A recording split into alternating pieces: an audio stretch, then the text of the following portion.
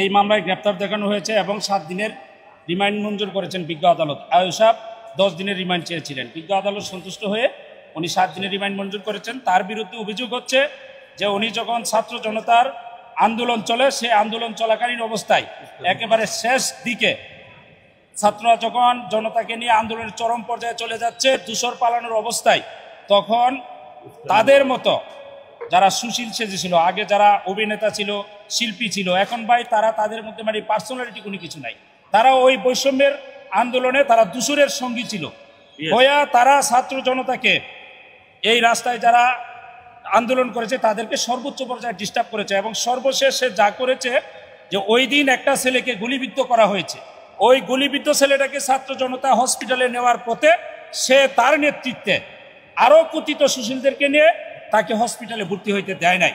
ওই ঘটনাকে কেন্দ্র করে তাকে গতকালকে এই মামলায় এই পুলিশ আইনশৃঙ্খলা বাহিনী গ্রেপ্তার করেছে এবং আজকে তাকে 10 দিনের রিমান্ড চেয়েছিল। বিজ্ঞ আদালত সন্তুষ্ট হয়ে তাকে 7 দিনের রিমান্ড মঞ্জুর করেছে। আমরা তার রিমান্ড আলোচনা রিমান্ডের মঞ্জুরের জন্য এবং তার জামিন বাতিলের জন্য আমরা এই সবাই উপস্থিত থেকে আমরা শুনানি করেছি।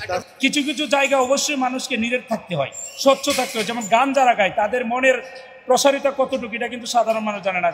গান যে লিখে গীতিকার, তার কবি সে কোন স্তরে গিয়ে কবিতা লিখেন কেউ জানে না। তারা যদি শিল্পী, অভিনেতা, লেখক, সাহিত্যিক তারা যদি কোনো দলের হয়ে যায় তাহলে একটা দেশের মানদণ্ড সম্পূর্ণভাবে নষ্ট হয়ে যায়।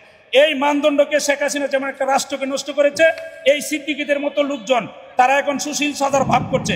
তারা আসলে সুশীল না, তারা অভিনেতা না, তারা গত ফ্যাসিস্ট সরকারের দূষর ছিল। আমরা তাদের বিচার চাই। কেন সিদ্দিক অ্যারেস্ট হবে না এটা বিষয়, আর এই সিদ্দিক অবশ্যই তার আওয়ামী লীগের দোষরে মামলায় অ্যারেস্ট হয়ে কালকে আমরা কোর্টে দেখতে চাই।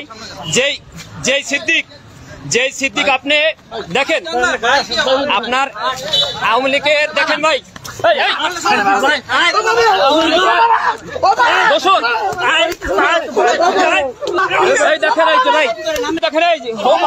জনগণ ধরে আমরা হাবিবুল্লাহ বাহার ছাত্রদল, আমি সাইফুল ইসলাম এবং বিদাস সহ এখানে আপনার জগন্নাথের ছাত্রনেতা বাসেদ ভাই এবং বিশেষ করে আপনার ছাত্র দলের কেন্দ্রীয় সংসদের যুগ্ম সম্পাদক আপনার সে ধরে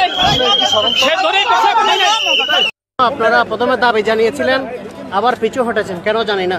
আওয়ামী লীগকে নিষিদ্ধ করতে হবে, এই বিষয়ে যেন আপনারা পিছপা না হন, কোনো রকম যেন স্যাক্রিফাইস যেন না হয়, কোনো কিছুর বিনিময়ে যেন এই দাবি থেকে পিছু না হটেন। আপনারা আওয়ামী লীগকে নিষিদ্ধ করতেই হবে, বাংলাদেশের জমিনে আওয়ামী লীগের ফিরে আসার কোনো সুযোগ নেই। এই দাবির উপরে যাতে ইস্তেকামত থাকতে পারেন সেটাই আপনাদের প্রতি অনুরোধ আমার। আপনারা দোয়া করলে ইনশাল্লাহ আমরা পারবো ইনশাল্লাহ।